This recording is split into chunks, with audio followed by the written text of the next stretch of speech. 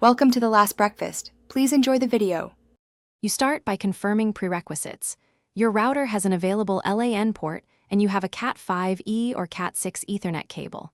Plug one end into the router and the other into the Xbox Series S Ethernet jack, and make sure each click is audible so the connectors seat properly. Once done, power on the router first, then the console. This order helps with DHCP lease assignment. If lights appear at the port, you know physical link is established. Next, move to network configuration on the console. You now configure the Xbox. Go to Settings, General Network Settings, and select Wired. By default, the console uses DHCP to request an IP address from your router. Choose static only if you need port forwarding or a fixed address. Once the Xbox receives an IP, run test network connection and test multiplayer connection.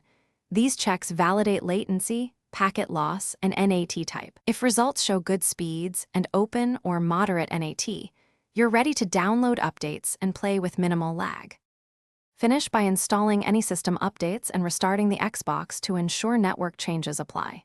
If you encounter NAT strict or connection drops, make sure UPnP is enabled on the router or assign a static IP and forward Xbox ports.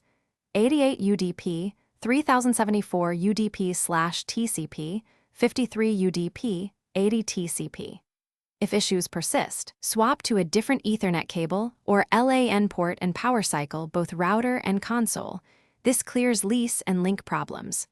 1.